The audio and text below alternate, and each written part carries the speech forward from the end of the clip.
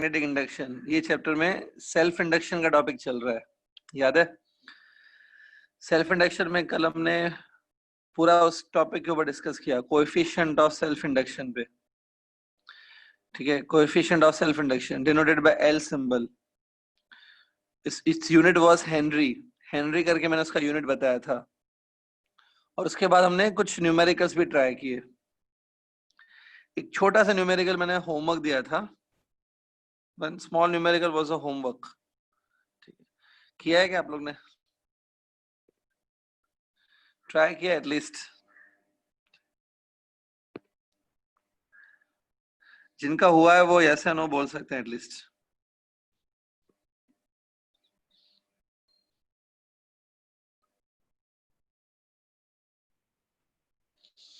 अच्छा, कोई आंसर नहीं देंगे, ठीक है, तो मुझे ही पकड़ना पड़ेगा। आदित्य शिंदे, माइक ऑन कर। आदित्य शिंदे, माइक ऑन करो। आदित्य शिंदे। Hello sir. हाँ, कल कुछ होमवर्क दिया था, ट्राई किया? हाँ सर किया। हाँ, क्या आंसर है? 2:1। 2:1। एक काम कर, क्वेश्चन थोड़ा रीड कर फिर से मेरे लिए, एक बार क्वेश्चन रीड कर। Two coils having area in the ratio 1:2 are kept in same magnetic field. If the EMF induced in coil is same as the instant, then find ratio number of turns in the unit coil. ठीक, एक बार कौन सी formula use किया आपने इसको करने के लिए?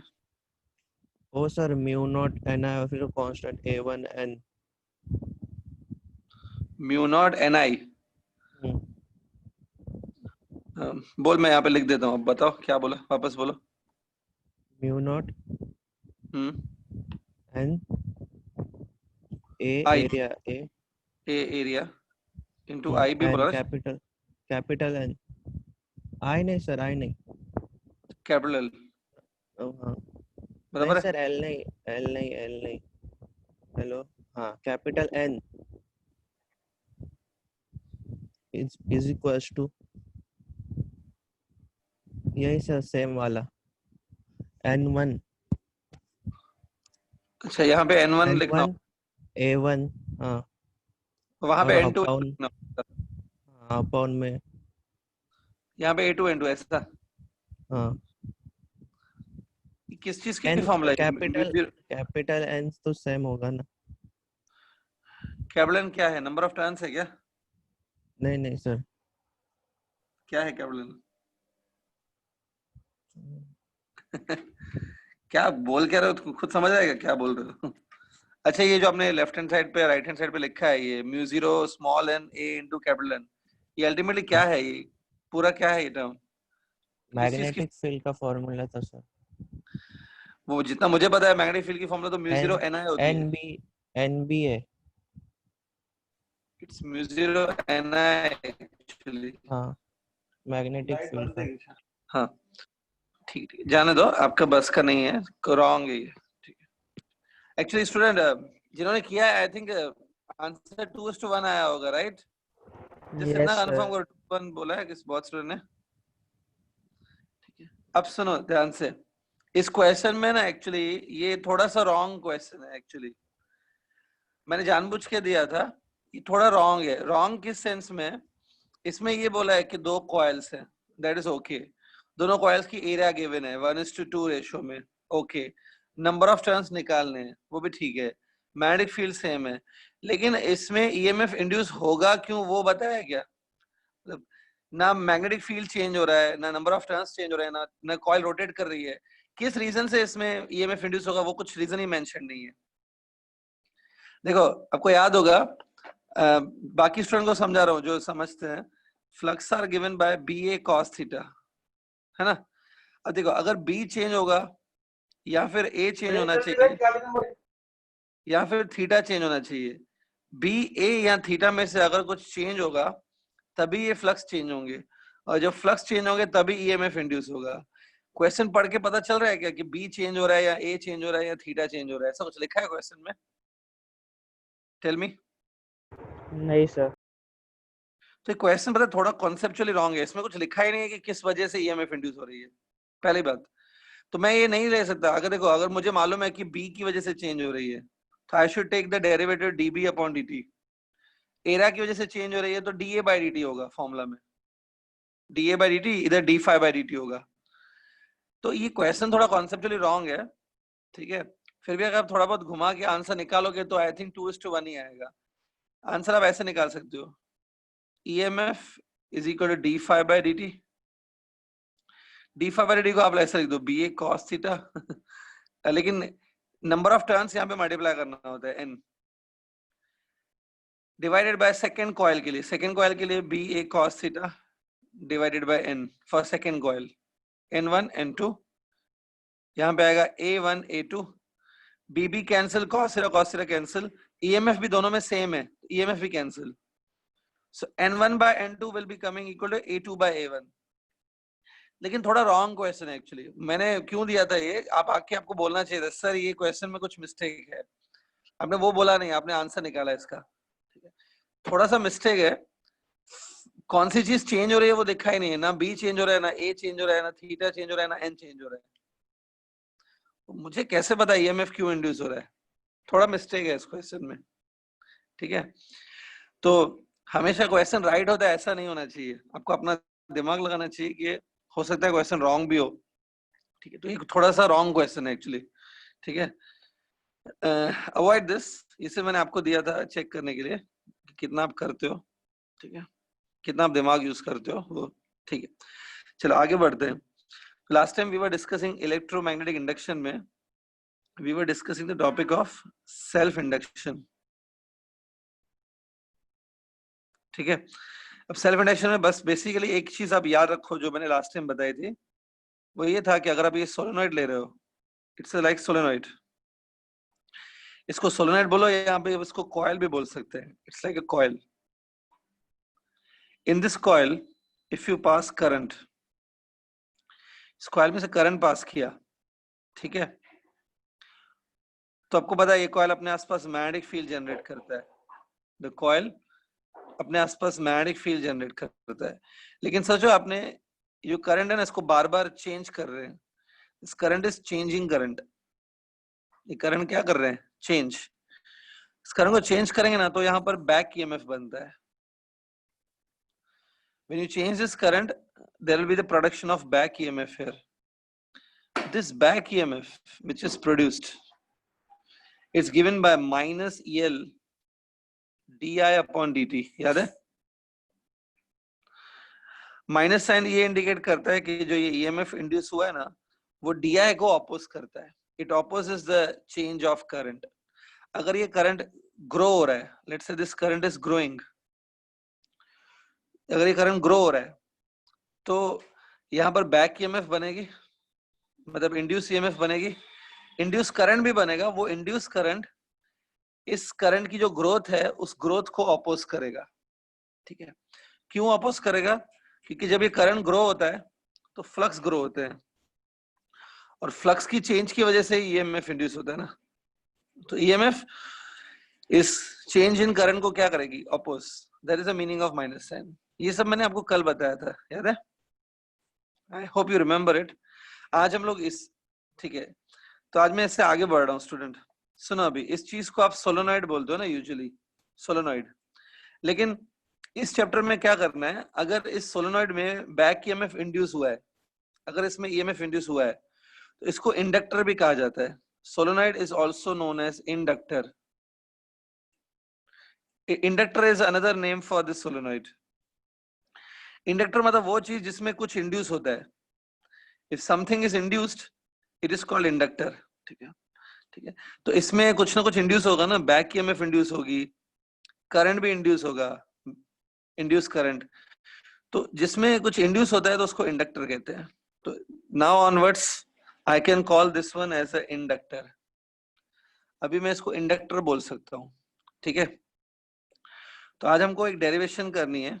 Today we want to do one derivation, derivation for energy stored in the inductor. Derivation for energy stored in the inductor. ठीक है, अब ये हेडिंग पुट करो, फिर मैं एक्सप्लेन करता हूँ ये क्या है। Energy stored in the inductor, put this heading. या energy stored in this inductor. हाँ, अब देखो क्या हो रहा है ये। सी,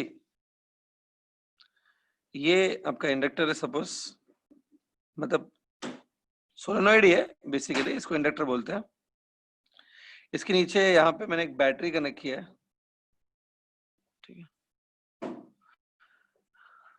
ध्यान से देखो, एक इंपॉर्टेंट डेरिवेशन है और सिंपल भी है, लेकिन ऐसा कुछ बहुत टफ नहीं है। टेक्स्ट बुक से थोड़ा कम समझता है, बट यहाँ पे मैं सिंपल तरीके से समझा दूंगा, but you need to focus. देखो ये इंडक्टर है, यहाँ पे मैंने एक बैटरी लगाया जिसका ईएमएफ जो है वो ई है, और यहाँ पे एक स्विच है। ठीक है, अब ये डायग्राम ध्यान से देखो, है ना। हाँ, इसमें देखो अभी फिलहाल इस सर्किट में करंट जीरो है। Right now we are having a zero current, यहाँ पे लिख रहा हूं मैं, जीरो करंट है। ठीक है, तो आसपास ये जो इंडक्टर है, इंडक्टर के आसपास मैग्नेटिक फील्ड भी नहीं बनेगी। करंट ही नहीं है तो ये मैग्नेटिक फील्ड भी नहीं बनाएगा, फ्लक्स भी नहीं होंगे। अब जैसे ही आप इस स्विच को क्लोज करते हो, as soon as you close the switch, क्या लगता है, current starts growing in this circuit और current remain constant? What do you feel? जैसे आप इसको क्लोज करोगे क्या होगा? Current starts growing in this circuit और current remain constant? I am asking. Question नहीं समझा? स्टार्ट हुआ है तो ग्रो। हाँ, अच्छा एक बात, जिनको अभी भी, आपका राइट आंसर है, डोंट वरी। जिनको अभी भी नहीं समझ में आ रहा है मेरा क्वेश्चन, तो एक काम करो, इमेजिन करो कि स्विच ओपन है, switch is open in the beginning. Switch open है तो करंट कितना होगा सर्किट में? जीरो। अभी स्विच क्लोज करो, so the moment you close the switch, current grow होना चालू करेगा ना, current will start increasing, current increase करना चालू करेगा। अब आप बोलेंगे कि सर करंट तो बहुत ही कम टाइम में इंक्रीज हो जाता है। करंट हो जाता है इंक्रीज, आई एग्री, कितने भी टाइम में होगा, लेकिन इंक्रीज तो होगा ना, करंट इंक्रीज होगा। सपोज जो फाइनल करंट है ना, final current growing in this circuit, final जो करंट पास होगा ना, वो आई जीरो है, आई जीरो लिखा है मैंने, it's a final current. So current will increase from zero to I zero. ठीक है, उसमें कोई गलत बात नहीं है, करंट इंक्रीज होगा। अब आपको लगता होगा कि करंट तो बहुत कम टाइम में इंक्रीज हो जाएगा, current will increase in a very short time. ठीक है, जैसे आप घर पे जैसे ही बटन ऑन करते हो, ट्यूबलाइट इंस्टेंटली जल जाती है, करंट तो इंस्टेंटली फ्लो होता है। यहां पर ऐसा नहीं होता है, बिकॉज ऑफ दिस इंडक्टर ऐसा नहीं होता है। वो रेजिस्टेंस में होता है कि करंट झट से बढ़ गया स्विच ऑन करने पर। इंडक्टर में क्या होता है, ध्यान से सुनो, जैसे ही आप स्विच को क्लोज करते हो ना, current starts growing from zero towards I zero value, current बढ़ना चालू करता है। ये देखो ऐसे, जैसे ये करंट बढ़ेगा, सपोज ये करंट अभी ग्रोइंग है, इस current is growing, growing stage में है। जैसे ये करंट बढ़ेगा, इस सोलोनाइड से जो फ्लक्स पास हो रहे हैं, ये फ्लक्स जा रहा है ना ऐसे, फ्लक्स भी बढ़ेंगे। कल हमने एक फॉर्मूला बताई थी, फ्लक्स प्रोपोर्शनल टू करंट, याद है? तो करंट जैसे जैसे बढ़ेगा, फ्लक्स भी बढ़ेंगे, फ्लक्स बढ़ेंगे मतलब फ्लक्स चेंज होंगे, flux through this coil will change, तो इसमें ईएमएफ इंड्यूस होगा। ठीक है, ईएमएफ भी इंड्यूस होता है और करंट भी इंड्यूस होता है। तो जो इंड्यूस करंट होगा ना, जो इंड्यूस करंट होगा वो इस ग्रोइंग करंट को, जो करंट ग्रो हो रहा है, उसको इतना इजीली ग्रो होने नहीं देता है, अपोज करता है। ठीक है, ध्यान से वापस सुन लो, वापस बता देता हूं। as soon as you close the switch, the current starts growing from zero to I0 value. तो जब ये growing stage में होगा, when this current is growing, it will be opposed by the back EMF. या इसमें back EMF बनती है, या induced EMF बोल दो, इसमें induced EMF बनती है, induced current बनता है। वो induced current जो है ना, वो इस current की growth को oppose करता है, तो इस current को एक opposition मिलती है। ठीक है, एक काइंड की, एक टाइप की रेजिस्टेंस मिलती है, एक ऑपोजिशन मिलती है। ठीक है, इसलिए जो करंट है ना, इतना तेजी से ग्रो नहीं होता है, इसको टाइम लग जाता है ग्रो होने में। ठीक है, और क्योंकि इस करंट को देखो ऑपोजिशन मिल रही है, ये करंट जब ग्रो होने की ट्राई करता है इसको ऑपोजिशन मिलती है because of the back EMF. तो इस ऑपोजिशन को ओवरकम करके, ऑपोजिशन मिल रही है बट उसको ओवरकम करके हम लोग इस करंट को बढ़ाते हैं, और करंट बढ़ते बढ़ते बढ़ते कहां तक पहुंचेगा, I0 तक पहुंचेगा। इस पूरे काम में ना ये जो बैटरी है ना, बैटरी को अपनी एनर्जी देनी पड़ती है। Battery has to give its energy to grow the current in this coil. इस करंट को ग्रो करने के लिए बैटरी को अपनी एनर्जी देनी पड़ती है। तो बैटरी ने जो अपनी एनर्जी दिया टू ग्रो द करंट, वो एनर्जी स्टोर्ड हो जाता है in the form of magnetic field around this solenoid. आपको ये मालूम है कि जब करंट ग्रो हो जाता है, करंट सपोज I0 हो गया, constant current is flowing through this solenoid, तो आसपास मैग्नेटिक फील्ड बनती है ना। हम लोग ये मानते हैं कि इस मैग्नेटिक फील्ड को सेटअप करने के लिए, करंट को ग्रो करने के लिए battery has to give some energy, और वो एनर्जी स्टोर हो जाती है in the form of magnetic field. Magnetic field में वो स्टोर हो जाती है, ऐसे हम लोग मानते हैं। तो आज हमको वही एनर्जी फाइंड करनी है, that how much is energy stored in the inductor.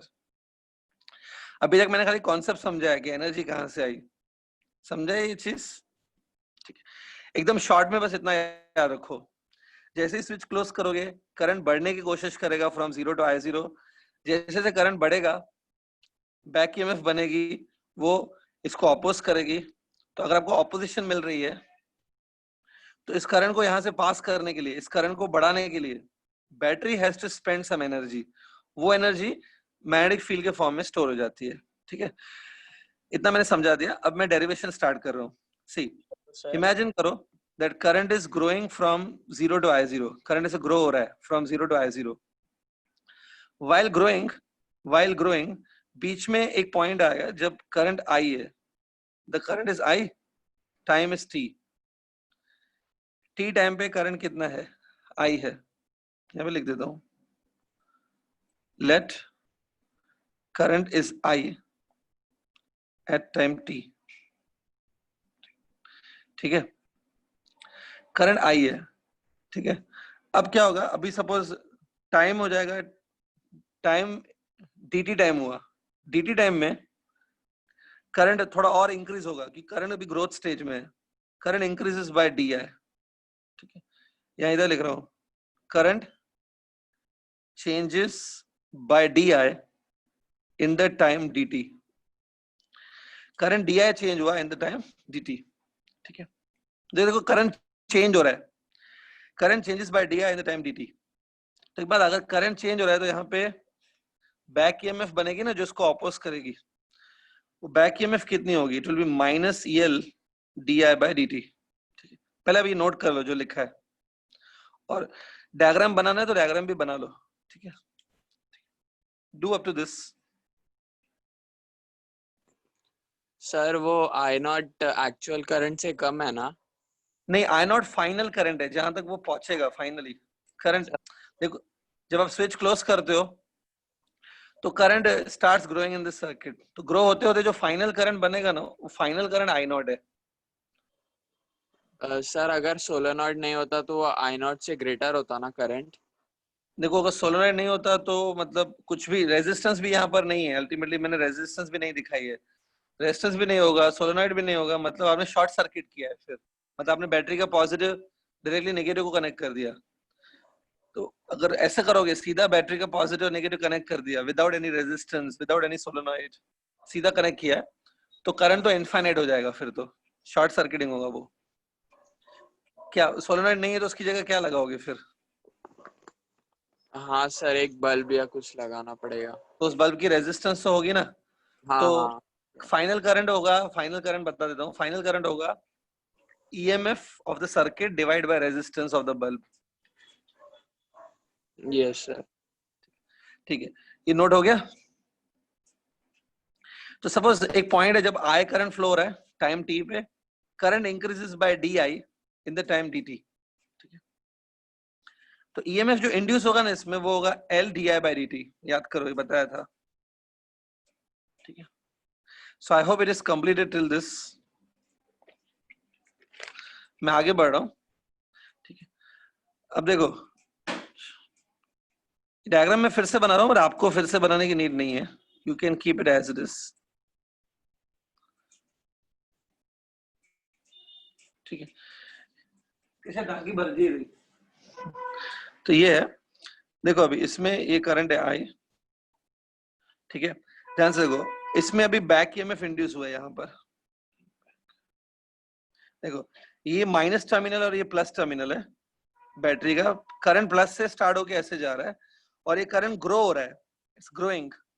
इस ग्रोथ को अपोज करने के लिए यहाँ पे बैक ईएमएफ बना है। होता क्या है कि बैक ईएमएफ मतलब क्या होगा, this will be like a positive side of this back EMF and this will be like a negative side of this back EMF. Plus side इधर होगा, माइनस इधर होगा।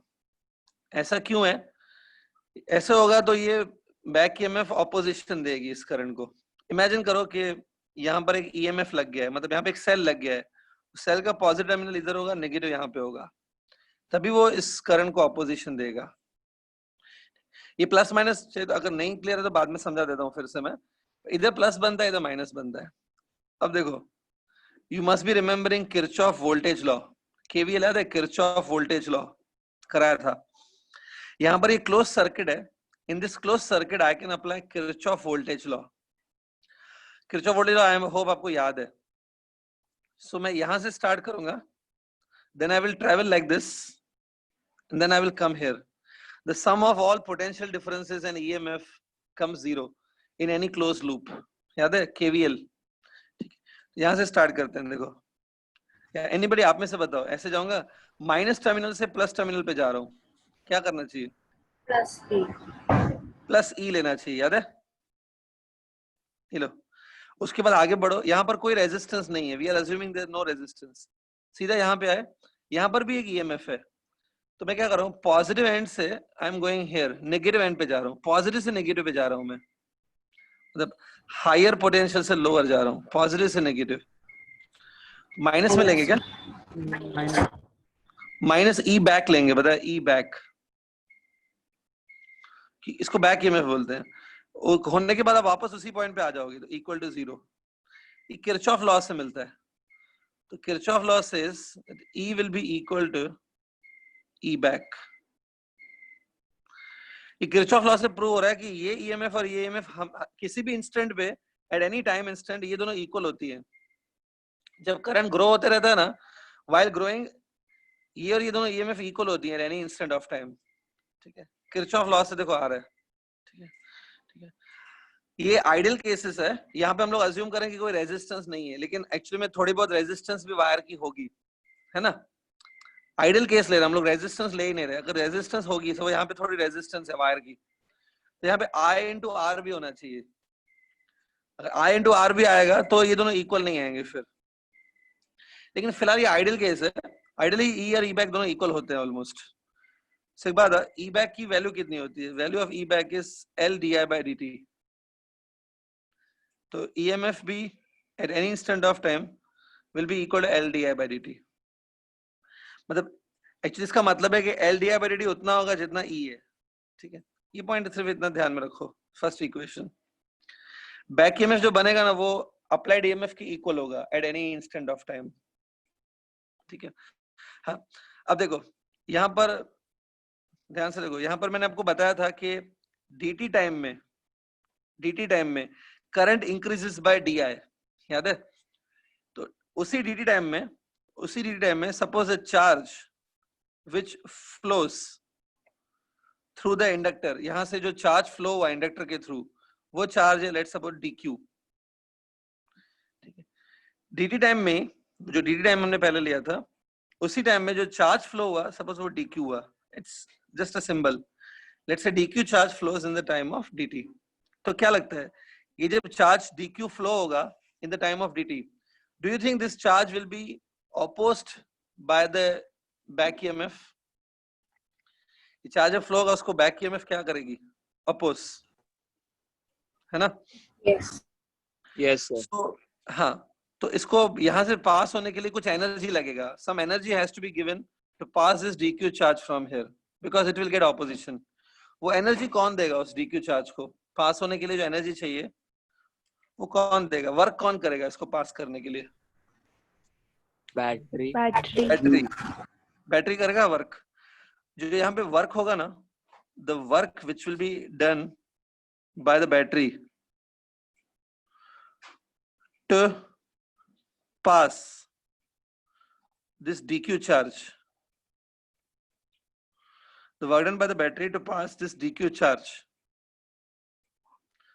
ठीक है, against this back EMF, मतलब बैक ईएमएफ आपको against होगी, back EMF oppose करेगी, उसके अगेंस्ट डीक्यू चार्ज को पास करने के लिए जो बैटरी वर्क करेगा, वो वर्क मैं आपको बता देता हूँ। वो वर्क होगा डीडब्ल्यू, वर्क इज डीडब्ल्यू, और वो कितना होगा पता है? It be dq times EMF, dq times EMF. Sir ऐसे कैसे? अगर आपको ईएमएफ का डेफिनेशन याद है तो ये समझ जाएगा। ईएमएफ याद है क्या होता है? EMF is the energy supplied by the cell to the 1 coulomb of charge. 1 coulomb के चार्ज को जितना एनर्जी सेल देता है सर्किट में फ्लो होने के लिए, 1 कूलम के चार्ज को जो एनर्जी मिलता है उसको EMF बोलते हैं। 1 कूलम ऑफ चार्ज को जो एनर्जी होता है वो EMF है। तो DQ कूलम के चार्ज को कितनी एनर्जी दी जाएगी? DQ times EMF. This is energy which is spent by the cell in passing the DQ charge once in the circuit. एक बार ये डीक्यू चार्ज को ऐसे फ्लो करवाने के लिए सर्किट में जो एनर्जी देनी पड़ेगी वो एनर्जी बैटरी देता है, and that energy will be Q times EMF. ठीक है, ये वर्क डन होता है। ठीक है, सो डीक्यू तो ठीक है, डीक्यू तो मैं रखूंगा ईएमएफ। ईएमएफ को मैं ईएमएफ एट एनी टाइम जितना होगा ना उतना L d I by d t भी होगा, तो ई को L d I by d t लिख सकता हूं मैं। EMF will be equal to L d I by d t. ये वर्क है, पहले यहां तक कर लो।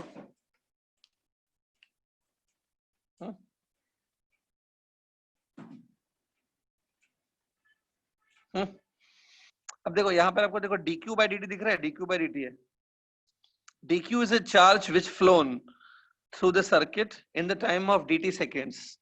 तो dq by dt will it be instantaneous current dq upon dt?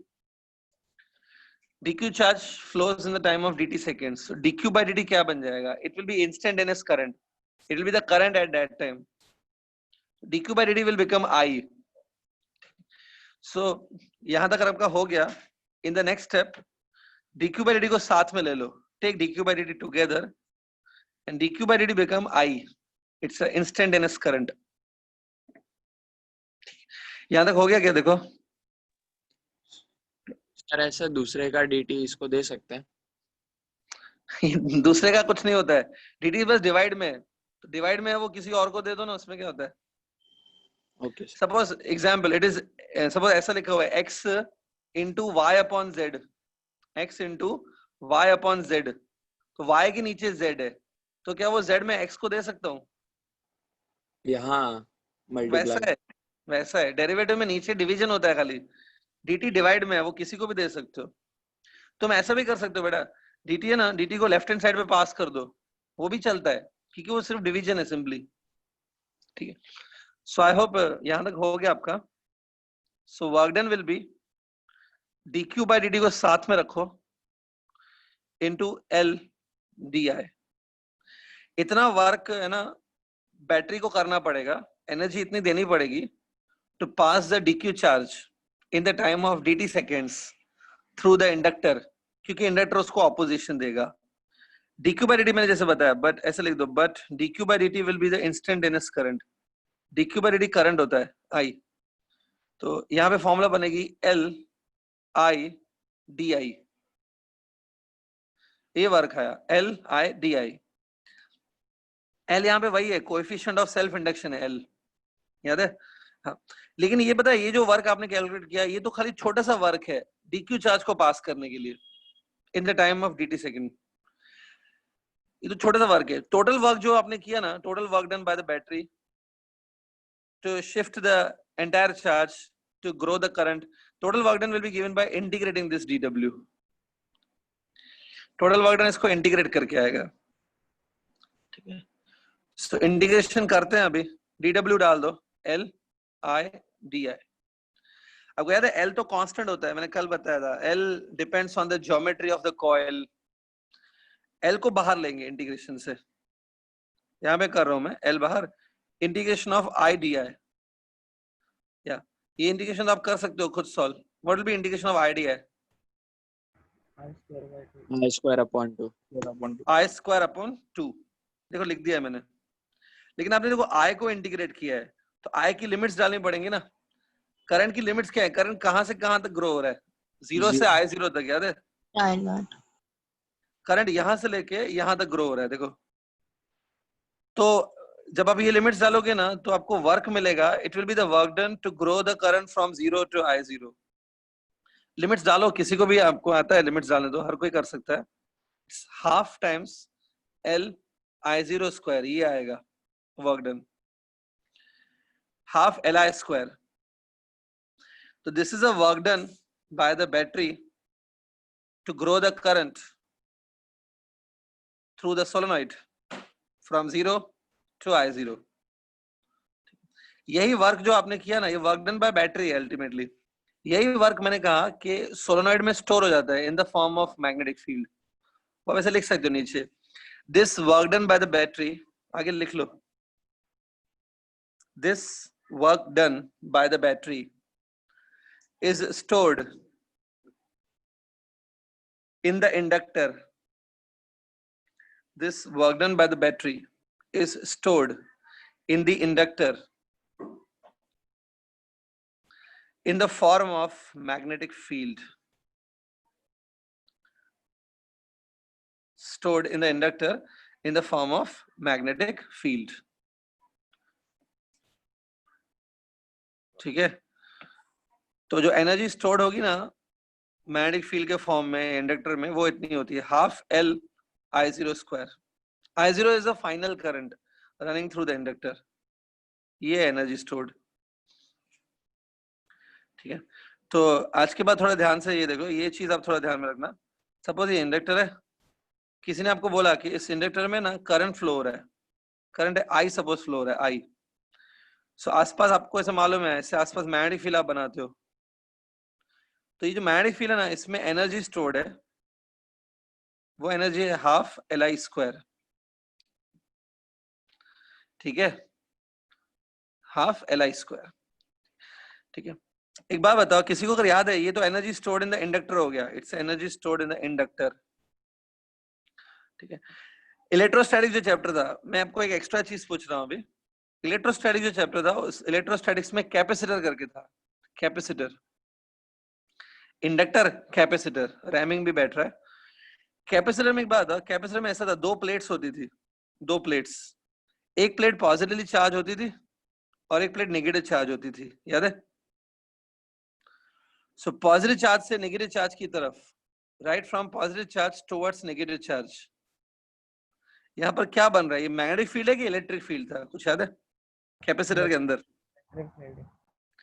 तो कैपेसिटर इलेक्ट्रिक फील्ड बनाता है, इंडक्टर मैग्नेटिक फील्ड बनाता है. मैं देखो कंपैरिजन कर रहा हूं दोनों की, आपको चाहिए तो आप कंपैरिजन आप भी लिख सकते हैं बाद में. इंडक्टर मैग्नेटिक फील्ड बनाता है, कैपेसिटर इलेक्ट्रिक फील्ड बनाता है. अच्छा, किसी को याद है हमने एक डेरिवेशन किया था, the energy stored in the capacitor की. There is a energy also stored in the capacitor. किसी को फॉर्मूला याद है? What's the formula for energy stored in capacitor, charge capacitor? It is half CV square. याद है? ये बताई थी. Half CV square is the energy stored in the capacitor. तो ये जो एनर्जी है ना, हम लोग ऐसे अज्यूम करते हैं कि ये जो एनर्जी है ना, वो इलेक्ट्रिक फील्ड में स्टोर्ड है. Energy is stored in the form of electric field. तो ये हाफ CV स्क्वायर है. अभी इंडक्टर में क्या मिला? हाफ Li स्क्वायर मिला. देखो फॉर्मेट सेम है. C का जो रोल है वो L प्ले कर रहा है, V का जो रोल है वो I0 प्ले कर रहा है. हाफ तो हाफ ही है, सेम. और यहाँ पे एनर्जी मैग्नेटिक फील्ड के फॉर्म में स्टोर होती है, कैपेसिटर में वो एनर्जी इंडक्टर के इलेक्ट्रिक फील्ड के फॉर्म में स्टोर होती है. तो एक कंपैरिजन चाहिए तो आप लिख लो, मतलब एक जैसे वो डिस्टिंग्विश नहीं लिखते हो, डिस्टिंग्विश बिटवीन टू, इस बीच में एक लाइन खींचो, एक साइड इंडक्टर लिखो, दूसरी साइड कैपेसिटर लिख दो, डिस्टिंग्विशिंग पॉइंट्स लिखो. पहली पॉइंट है, in the inductor energy is stored in the magnetic field, in the capacitor energy is stored in the electric field form. दूसरा फॉर्मूला, दूसरा डिस्टिंग्विश आप ये लिख दो, एनर्जी की फॉर्मूलास लिख दो, half Li0 square, half CV square. हाँ, do this much.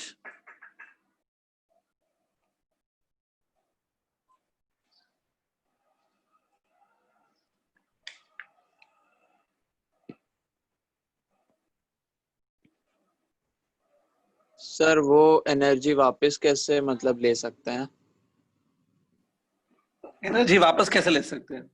ठीक है, बराबर, अच्छा क्वेश्चन है, और ये ले सकते हैं, वो पॉसिबल भी है. देखो, अब इसने एक डाउट पूछा है, वो मैं समझा देता हूँ सबको. एनर्जी वापस कैसे ले सकते हैं? देखो,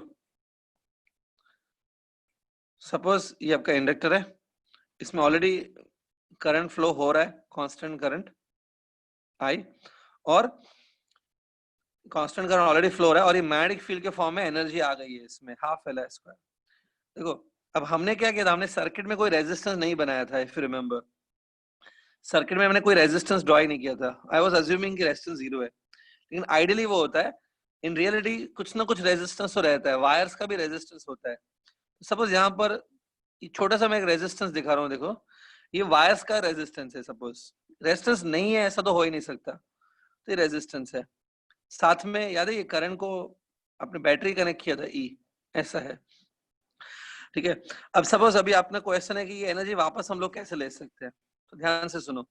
आप क्या करो, स्विच जो था ना यहाँ पे, स्विच को ओपन कर दो. टेल मी, जब आप स्विच को ओपन करोगे तो मतलब अभी बैटरी एनर्जी नहीं दे पाएगी. Battery will not be able to give the energy. ठीक है, बैटरी एनर्जी नहीं दे पाएगी, बैटरी डिस्कनेक्ट हो गई. स्विच को ओपन करो तो क्या लगता है, current starts decreasing in this circuit और स्टार्ट्स इंक्रीजिंग, और it remain constant? Increasing. Current start decreasing. इधर देखो, मैं लिख रहा हूं, करंट स्टार्ट्स डिक्रीजिंग. लेकिन करंट जब डिक्रीज होगा ना, तो वापस यहाँ पे बैक ईएमएफ बनेगी. क्योंकि देखो, अगर करंट डिक्रीज हो रहा है मतलब फ्लक्स भी डिक्रीज होंगे, तो फ्लक्स पासिंग, मैग्नेटिक फील्ड भी डिक्रीज होगी, फ्लक्स भी डिक्रीज होंगे. फ्लक्स डिक्रीज होंगे मतलब फ्लक्स चेंज होंगे, और याद है, जब भी फ्लक्स चेंज होते हैं तो ईएमएफ बनता है.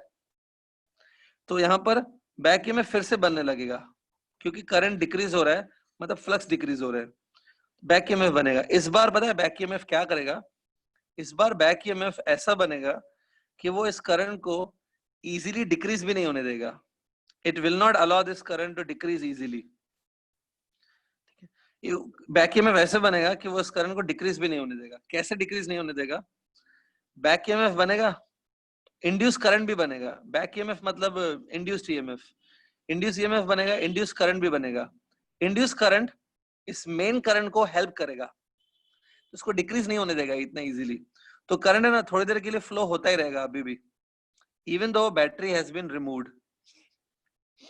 बैटरी आप डिस्कनेक्ट कर दो, ठीक है, तो भी थोड़े मोमेंट के लिए करंट फ्लो होगा, इंस्टेंटली जीरो नहीं होगा. ठीक है, और फ्लो होने पे क्या होगा, करंट रेजिस्टेंस से भी फ्लो होगा. Current will flow through this resistance also. आप देखोगे कि रेजिस्टेंस में काफी अमाउंट ऑफ हीट बन जाएगा. Heat will be develop in this resistance. तो जो भी एनर्जी यहाँ पे स्टोर था, वो हीट के फॉर्म में अपीयर हो जाएगा इन द रेजिस्टेंस. जो एनर्जी स्टोर था ना, half Li square, it will appear in the form of heat in the yes. Resistance. ऐसे वो आपको एनर्जी वापस मिल सकता है. ठीक है, this way you can get the energy back. Yes. और सर वो बताओ ना, ये जो आपने कहा था कि वो जो उसमें ईएमएफ डेवलप होता है, वो प्लस माइनस वो उसको अपोज करता है. हाँ, प्लस माइनस कैसे बना? हाँ सर, मतलब वो उसको कैसे अपोज कर रहा है वो? प्लस माइनस क्या मतलब? हाँ वही, देखो, एक इंडक्टर है, ये देखो, और ये आपका बैटरी है. ठीक है स्टूडेंट, जो भी डाउट्स हैं क्लियर करा के लो, क्योंकि बाद में कंफ्यूजन होगा फिर अदरवाइज. ये देखो, ये है. हाँ, अब देखो, स्टार्टिंग में करंट, जैसे अभी बैटरी कनेक्ट करोगे, करंट ऐसा फ्लो होना चालू करेगा. ये मेन करंट है, कन्वेंशनल करंट.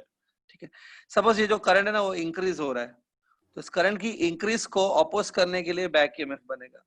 बैक ईएमएफ बनेगा मतलब आप क्या इमेजिन करो, आप इमेजिन करो कि ये जो सोलोनॉइड है ना, उसकी जगह पे इमेजिन करो कि ऐसा कनेक्ट हो गया.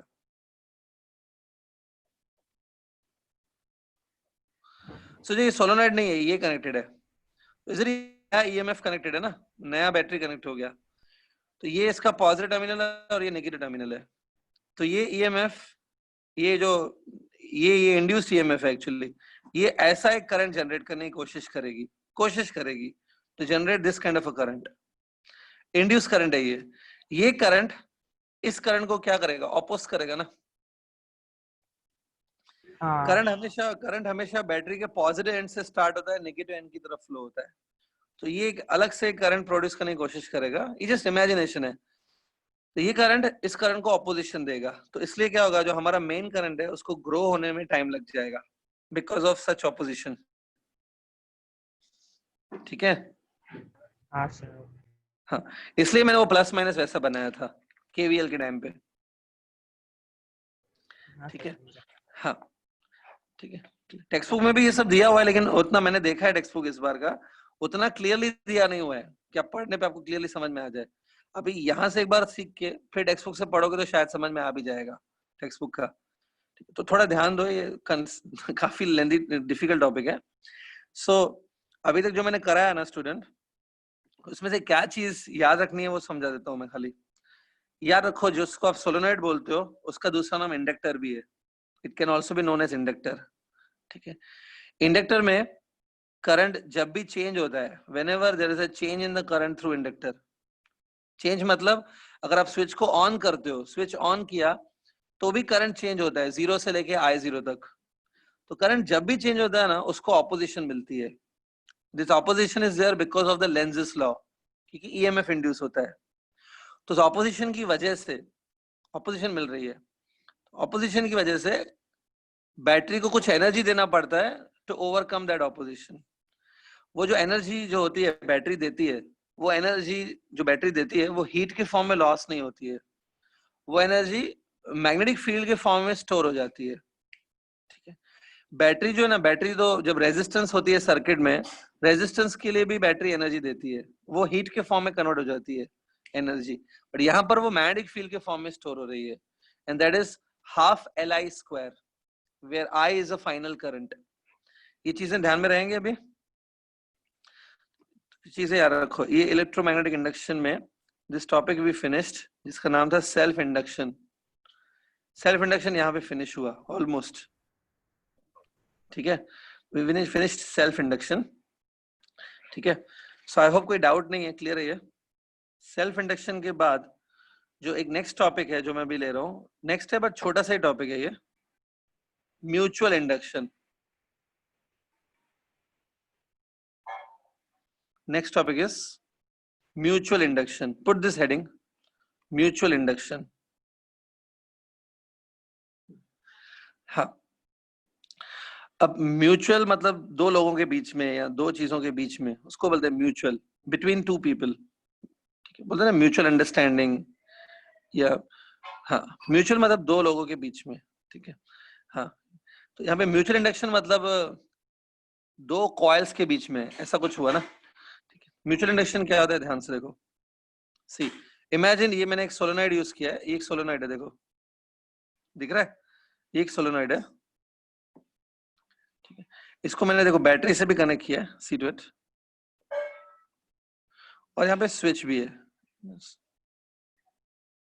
ये देखो, हाँ ऐसे देखो तो समझ में आ जाएगा, दिख रहा है ऐसे ही है, लेकिन मैंने ऐसे दिखा देता हूँ। हाँ ठीक है, ये है। तो इस सोलेनॉइड की में कुछ नंबर ऑफ टर्न्स दिख रहे हैं ना, जो नंबर ऑफ टर्न्स है इसमें वो N1 है, N1, ये बैटरी है और ये स्विच है, नंबर ऑफ टर्न्स N1 है। अब इस सोलेनॉइड के नियर बाय एक और सोलेनॉइड है, there is one more solenoid which is near by to this. ये देखो, ये एक और सोलेनॉइड आ गया।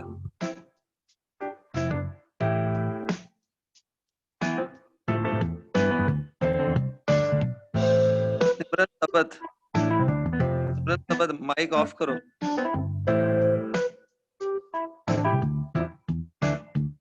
सिमरन, क्या था ये, पता नहीं क्या करते रहते हैं। ठीक है, तो ये देखो, ये दूसरा सोलेनॉइड भी लगा है। यहाँ पे देखो दो सोलेनॉइड दिख रहे हैं। प्रीवियस टॉपिक याद करो, उसमें खाली एक ही सोलेनॉइड था कंटिन्यूअसली, सेल्फ इंडक्शन। यहाँ पे दो है। अभी जो दूसरा सोलेनॉइड है ना, ध्यान से उसको देखो, इसमें हम लोग क्या करेंगे, खाली सपोज यहाँ पर एक गैल्वेनोमीटर लगा दिया सिंपली। देखो सेकंड जो मैंने बनाया सेकंड सोलेनॉइड, उसमें देखो बैटरी नहीं लगी हुई है, there is no source of EMF, खाली गैल्वेनोमीटर लगा दिया। और इसमें कितने नंबर ऑफ टर्न्स हैं, इसमें suppose N2 is a number of turns, number of turns are N2। Diagram देख लो अच्छे से, समझ के लो क्या है, ठीक है, फिर मैं इसका वर्किंग एक्सप्लेन करता हूँ, पहले देख लो and also draw this diagram, आप भी बना लो इसको, ड्रॉ दिस।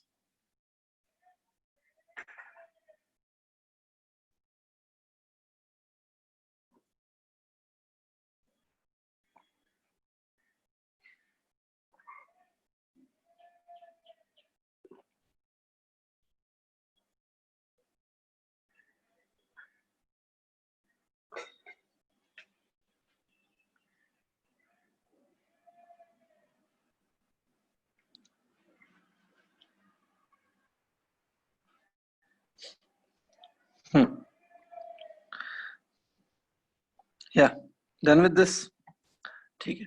अब देखो स्टार्ट करते हैं ये, ठीक है। अब देखो सपोज ये जो स्विच दिख रहा है आपको, स्विच फिलहाल देखो ओपन है, मतलब इनिशियली स्विच ओपन है ना। अभी सपोज स्विच को क्लोज किया,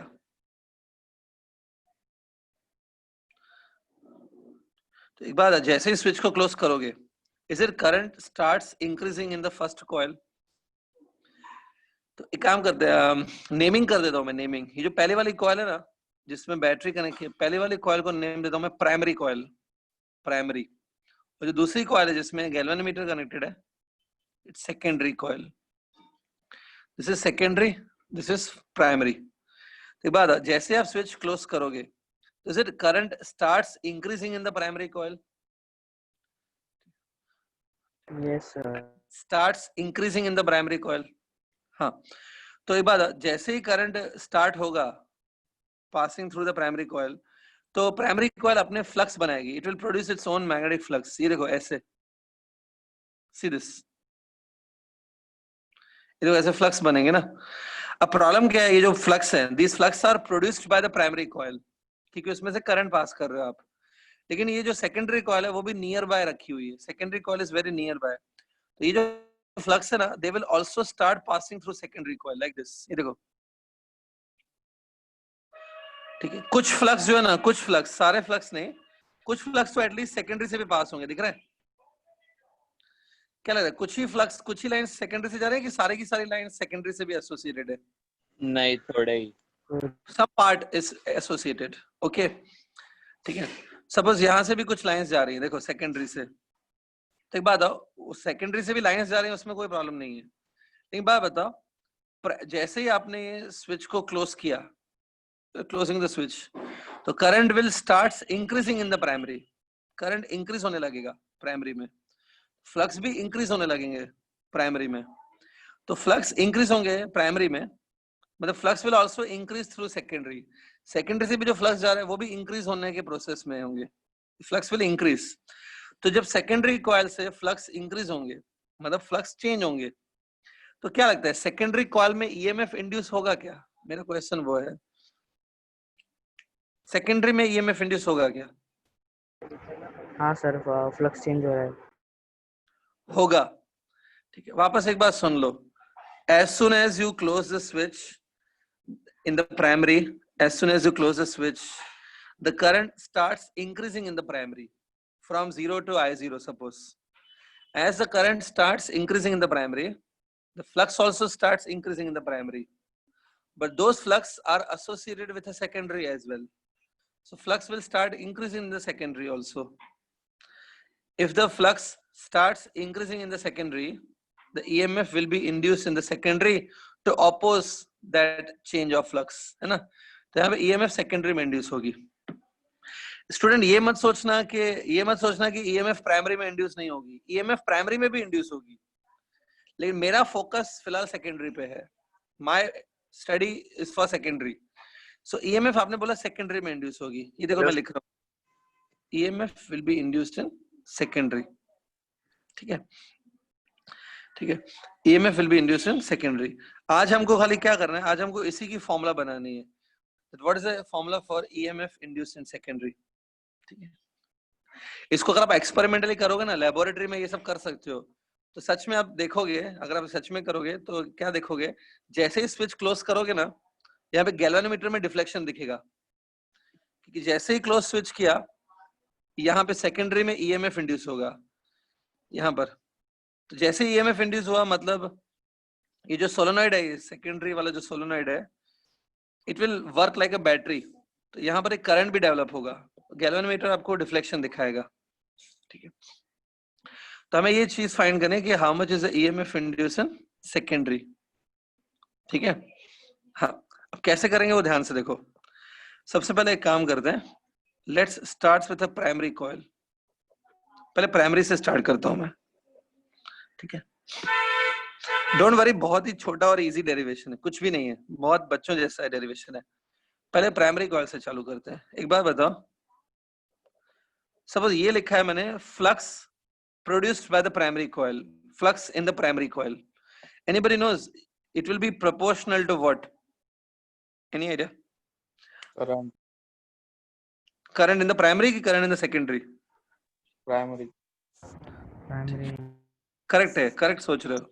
तो flux which are in the primary coil will be depending on the current running through primary coil. Correct है, ठीक है। ये प्रोपोर्शनली रिमूव करके जो आप कांस्टेंट डालते हो वो क्या होता है? Any idea?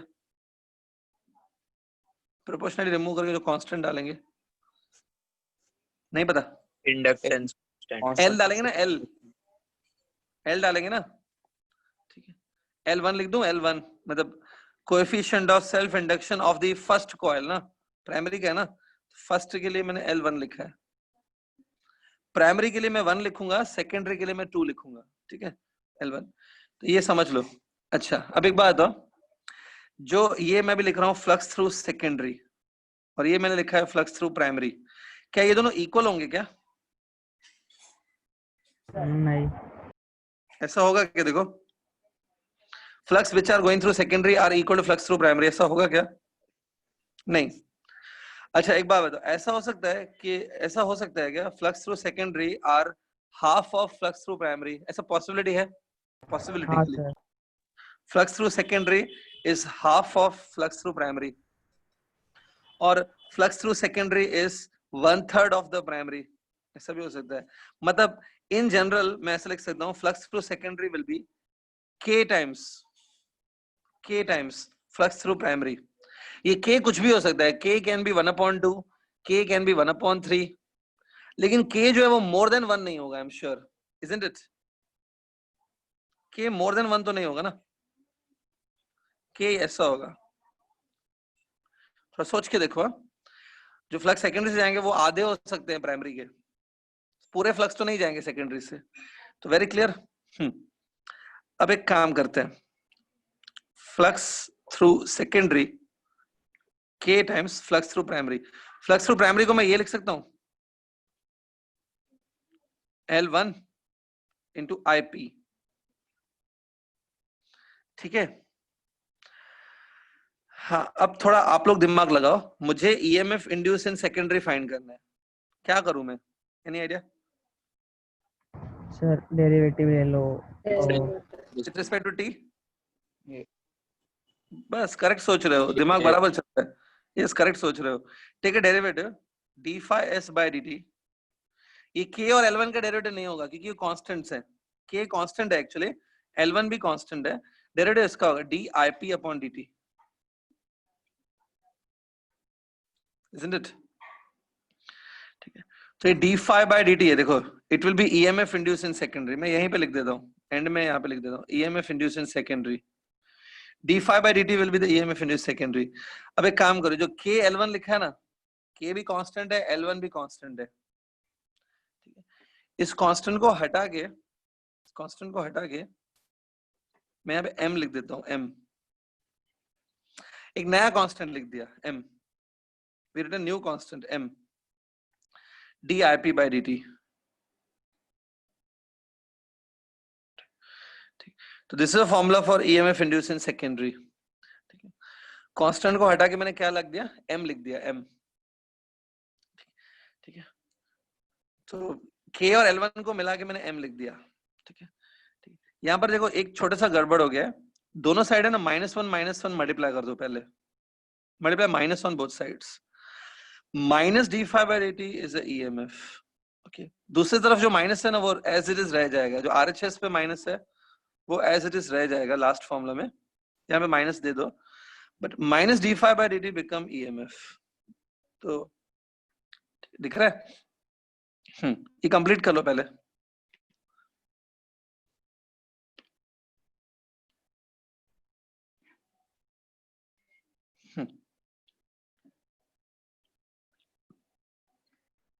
हो गया। सो अल्टीमेटली फॉर्मूला क्या बनी? EMF induced in secondary is given by -M dIP/dt. Is it? ये फॉर्मूला बनी ना, बराबर? ठीक है, अब मैं खाली म्यूचुअल इंडक्शन क्या होता है वो समझा देता हूँ, मतलब what is the meaning of mutual induction. ध्यान से सुनना।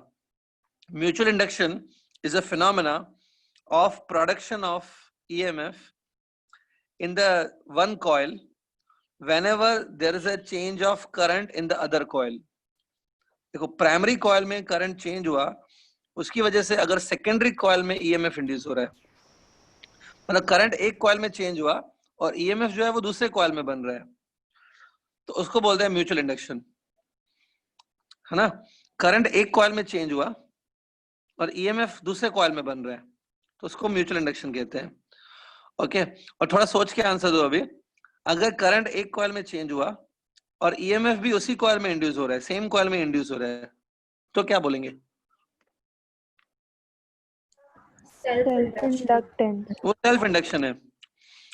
देखो यहाँ पे ऐसा मत सोचना कि प्राइमरी में EMF इंड्यूस नहीं होगा, प्राइमरी में भी होगा, वो सेल्फ इंडक्शन हो गया। सेकेंडरी में जो हो रहा है वो म्यूचुअल इंडक्शन है, समझा? तो एक कॉइल की वजह से दूसरे कॉइल में जब EMF इंड्यूस होता है उसको म्यूचुअल इंडक्शन कहते हैं, ठीक है।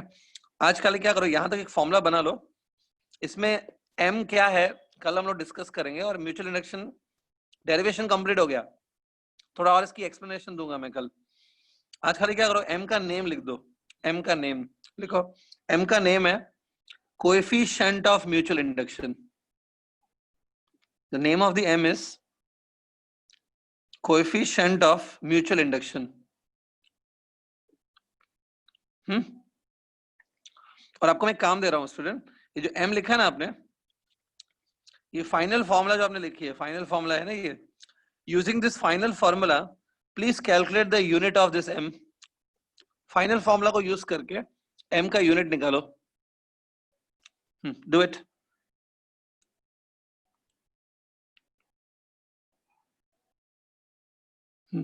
use the final formula to calculate the unit of M. Anybody? करो। वोल्ट सेकंड पर एम्पीयर। ohms, आकांक्षा जोजी ने सबसे सही आंसर दिया, सेम एज L। देखो वोल्ट सेकंड पर एम्पियर आप बोल रहे हो, करेक्ट है। कल भी मैंने L के लिए भी वही बताया था, वोल्ट सेकंड पर एम्पियर। L याद है, L सेल्फ इंडक्शन। तो L का जो था M का भी वही है, सेम। तो उसका यूनिट में हेनरी बताया था क्या, हेनरी L का यूनिट? हाँ वही रहेगा, it will be same. So एक काम करो, यूनिट आपने पहले पहले लिख दो, वोल्ट सेकंड पर एम्पियर भी करेक्ट है, वोल्ट सेकंड पर एम्पियर। अब इसमें वोल्ट अपॉन एम्पियर जो है ना, volt upon ampere, volt upon ampere को ओम लिख सकते हैं, ओम, तो it become ohm second. Ohm second को हम लोग हेनरी भी लिख सकते हैं, इसका यूनिट हेनरी है। तो M और L दोनों का यूनिट सेम होता है, इट्स हेनरी, दोनों का यूनिट हेनरी है। समझी बात ये? क्लियर? चैप्टर में देखो एक बात बताओ, आपको लग रहा होगा इतने सारे टॉपिक्स हैं, म्यूचुअल, सेल्फ, पता नहीं क्या क्या है, लेकिन आपको एक चीज दिख रही है, हर टॉपिक एक ही पॉइंट पे बेस्ड है, थोड़ा थोड़ा वेरिएशन है बट ऑलमोस्ट एक ही पॉइंट पे बेस्ड है कि जब भी तुम फ्लक्स चेंज करोगे EMF बनेगा, ठीक है। तो बस यही मेन पॉइंट है, इसको जिसको समझना होता है। तो स्टूडेंट इतना डरते हैं इस चैप्टर से, मुझे तो समझ में नहीं आता क्यों डरते हैं। शायद इस चैप्टर में अंडरस्टैंडिंग ज्यादा है, rather than mugging up. तो थोड़ा ध्यान से करो, समझ में आ जाएगा, ठीक है? कल हम लोग इसके आगे कंटिन्यू करते हैं, okay? Meet tomorrow. Hello sir. किसी को डाउट है तो बोल सकते हो। Any doubt? सर वो आज का फर्स्ट